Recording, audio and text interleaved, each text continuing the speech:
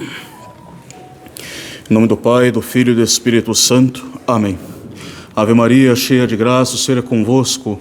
Bendita sois vós entre as mulheres, e bendito é o fruto do vosso ventre, Jesus.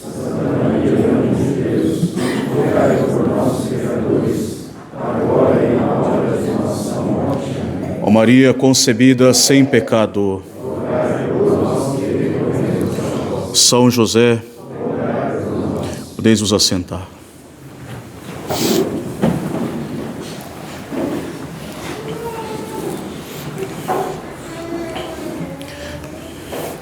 Vai reconciliar primeiro com teu irmão e depois vem oferecer a tua dádiva no altar.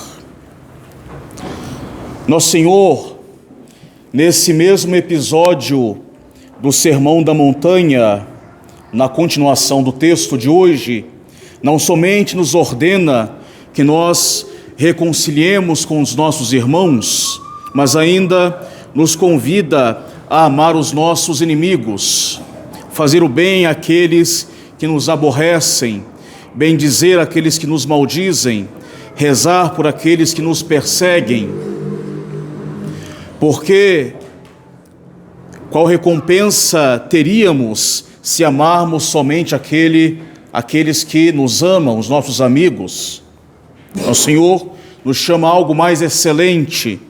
A nossa santidade deve superar a dos escribas e dos fariseus.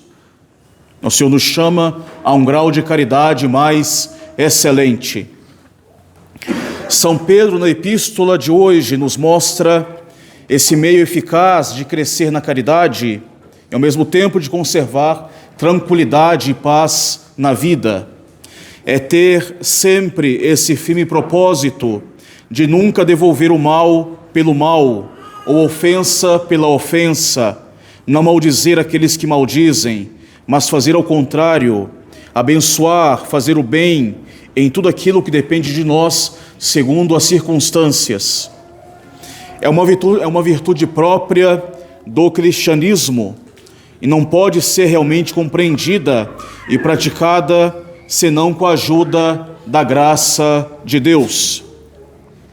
A graça de Deus, ela eleva o homem acima das suas capacidades meramente naturais, o torna capaz não somente de refrear o instinto de defesa natural, de refrear o ressentimento espontâneo diante de uma injúria recebida, mas o faz refrear inclusive o sentimento de justiça que tende a pagar o mal pelo mal na mesma proporção, olho por olho, dente por dente. E ainda mais, o torna capaz de devolver o bem em retorno do mal que é infligido. São Paulo diz aos Hebreus que a lei nada levou à perfeição, a lei antiga nada levou à perfeição, e completa: a aliança da qual Jesus Cristo é o Senhor é muito superior a esta lei. E esta superioridade da graça sobre a lei, da nova lei sobre a lei antiga, nós vemos no mandamento do perdão.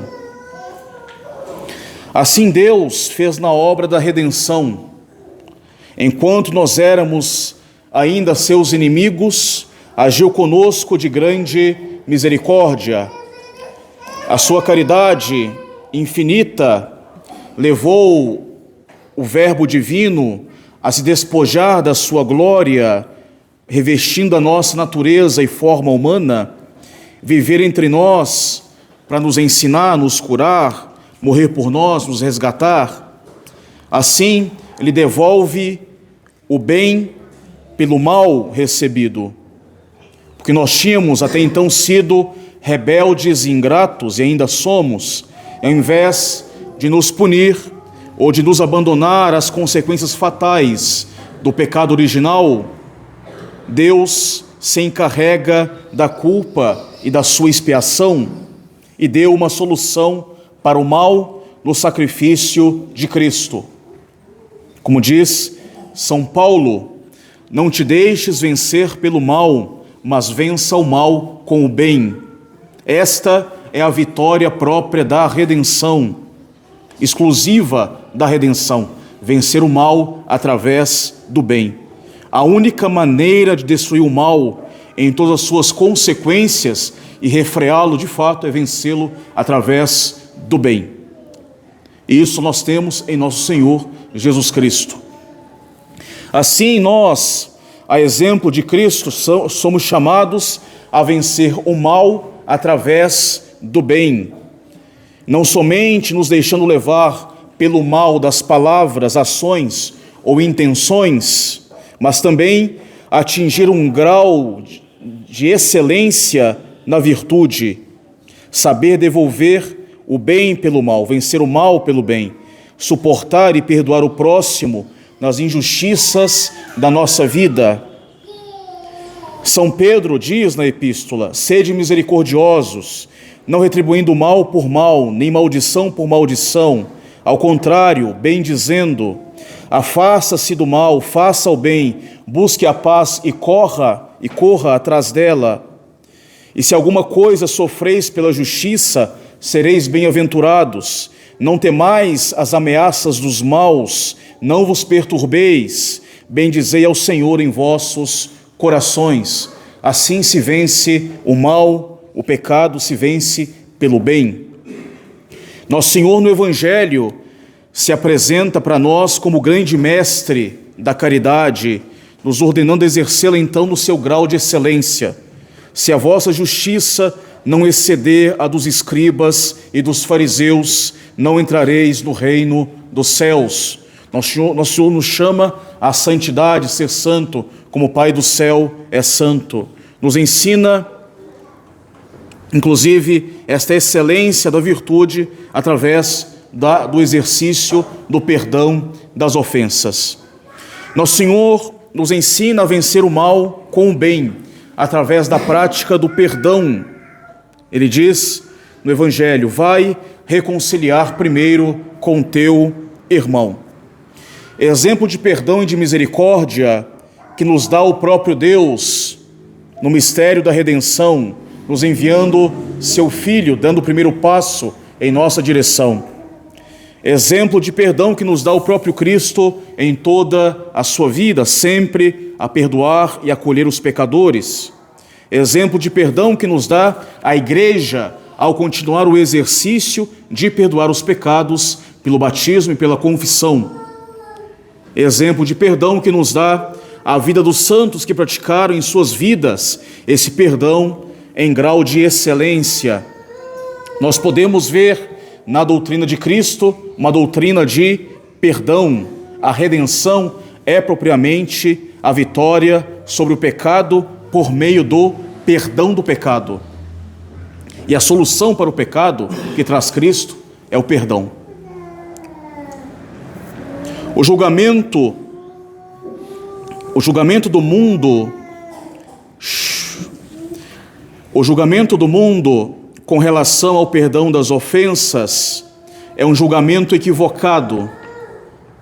O mundo, ele vê no exercício do perdão mais uma fraqueza do que um ato de fortaleza e de generosidade.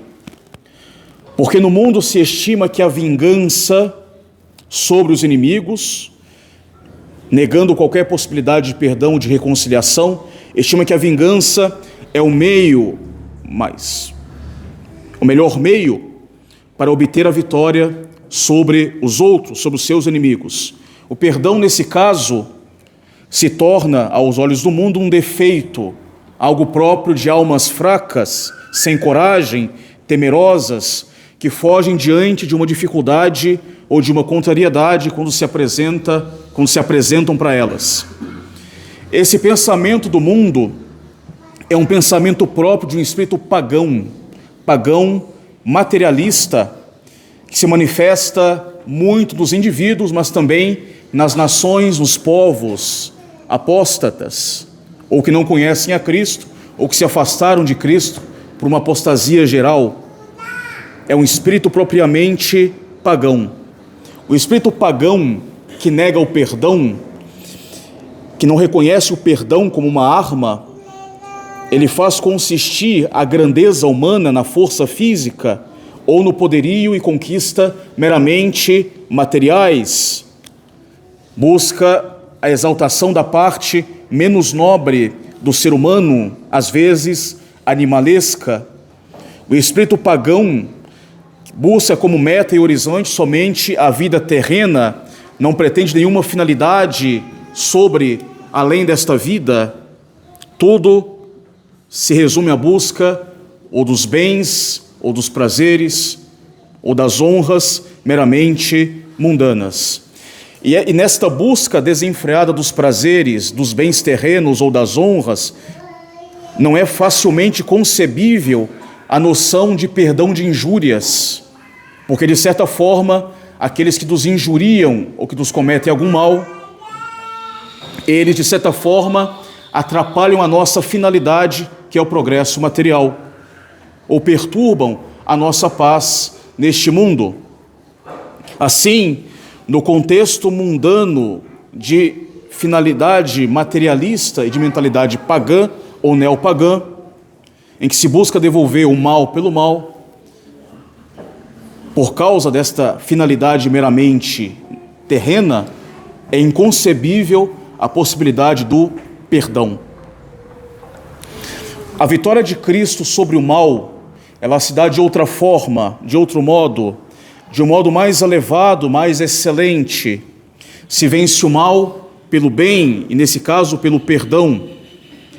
O ato de perdoar não vem de uma fraqueza, muito pelo contrário, vem de uma fortaleza heróica da alma, uma fortaleza que nos faz dominar a nós mesmos, conter o nosso acesso de ira, nos levar a tentar compreender o lado do nosso próximo, a escutar, a tratar com mais condescendência e nos inclinar a uma abertura ao perdão. A natureza, ela nos leva a ser vingativos, rancorosos, a pagar o mal pelo mal, olho por olho, dente por dente. A caridade que vem ajudar a natureza e elevá-la no seu grau de excelência nos leva a amar os nossos inimigos, a perdoar as ofensas que nós recebemos, a não guardar rancor, a buscar até inclusive uma certa reconciliação, se possível, dentro das possibilidades. E isso não é uma fraqueza, mas uma prova de grande domínio de si mesmo e de fortaleza, fortaleza que nos vem do auxílio da graça de Cristo.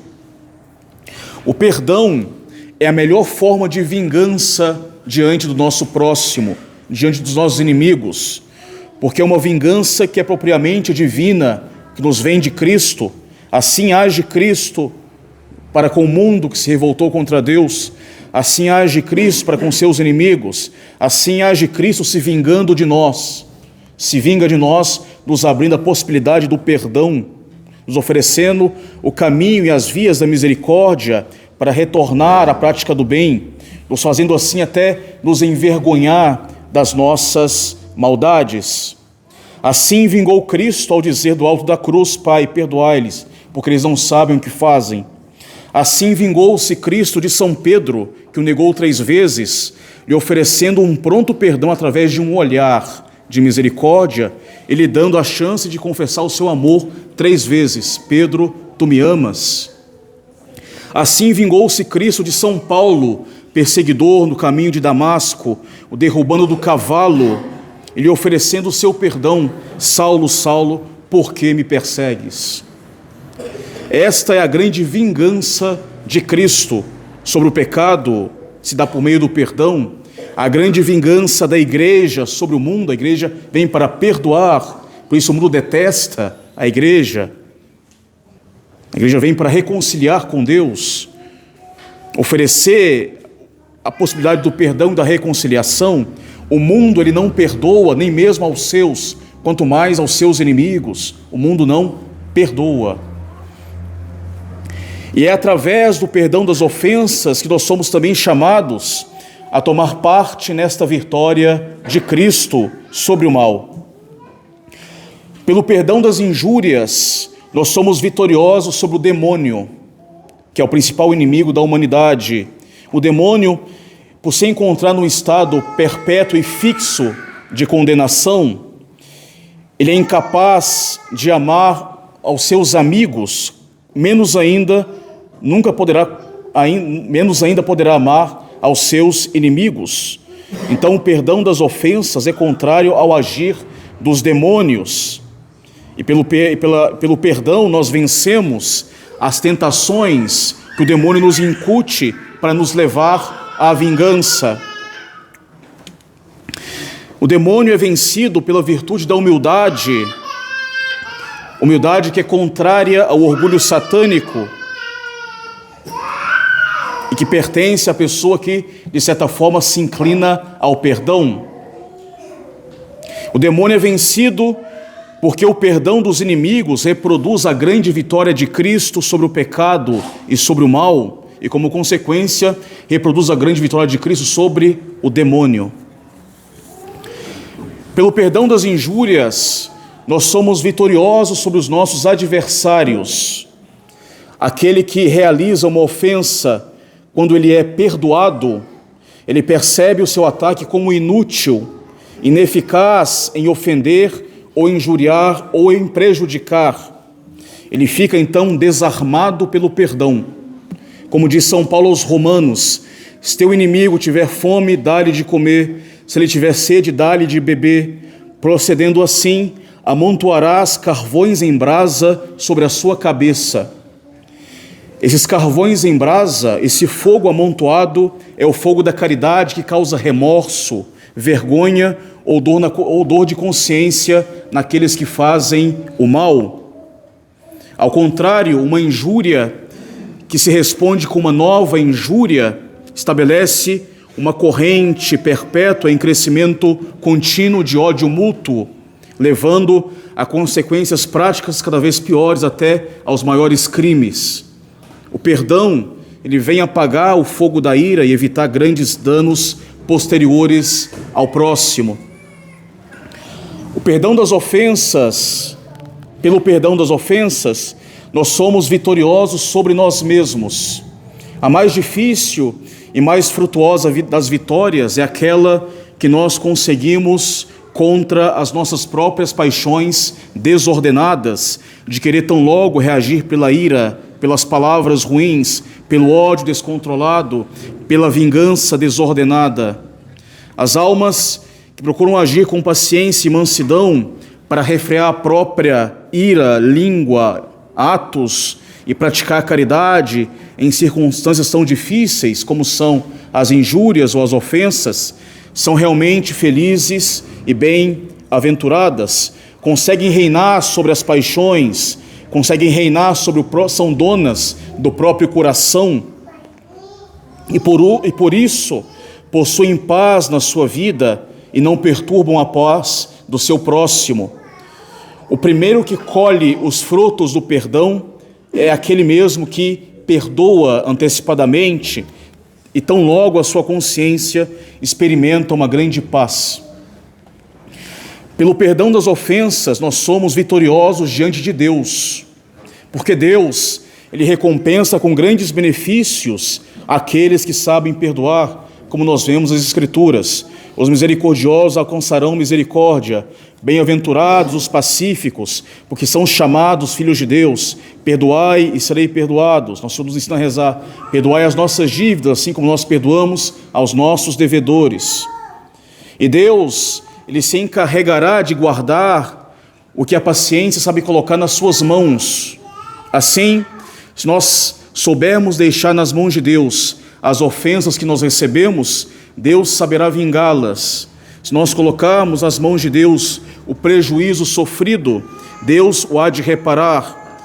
Se colocarmos às suas mãos a dor que nós sentimos, Deus nos dará uma cura necessária. Saber colocar nas mãos de Deus e não se desesperar nos torna vitoriosos contra o mal diante de Deus, nos merece graças de Deus. Enfim, o perdão das ofensas nos torna vitoriosos diante do mundo, pelo perdão se domina o mundo, as pessoas que são testemunhas do perdão, das ofensas, saberão admirar esta atitude heróica, cheia de prudência, cheia de paciência, de bondade, de caridade, e poderão também se beneficiar por esta atitude, uma vez que poderão ser levadas a imitar este grande bem do perdão. Assim, pelo perdão é que o Salvador vence o pecado, o mundo e o demônio. É pelo perdão que a igreja vence o pecado. É pelo perdão que os santos venceram os príncipes deste mundo. É pelo perdão humilde que o orgulhoso inimigo da humanidade é vencido. Possamos então reproduzir na nossa vida essa atitude que é própria dos discípulos de Cristo, e ajudados pela sua graça, sem a qual nada nós poder vencer em nós mesmos as desordens da natureza ferida, para que nós possamos ser vitoriosos juntamente com Cristo e participar desta paz prometida àqueles que sabem perdoar. E assim, livre de todo rancor, perturbação de consciência, isentos de toda contenda mal resolvida contra o nosso próximo, possamos sempre nos aproximar do altar de Cristo e oferecer o sacrifício espiritual do nosso coração contrito e humilhado, ao qual Ele reserva os tesouros da sua misericórdia. Vai reconciliar primeiro com teu irmão, depois vem oferecer a tua dádiva. E assim, com grande confiança, poderemos sempre rezar como o Salvador nos ensinou: perdoai-nos as nossas dívidas, assim como nós perdoamos aos nossos devedores. Louvado seja nosso Senhor Jesus Cristo. Em nome do Pai, do Filho e do Espírito Santo. Amém.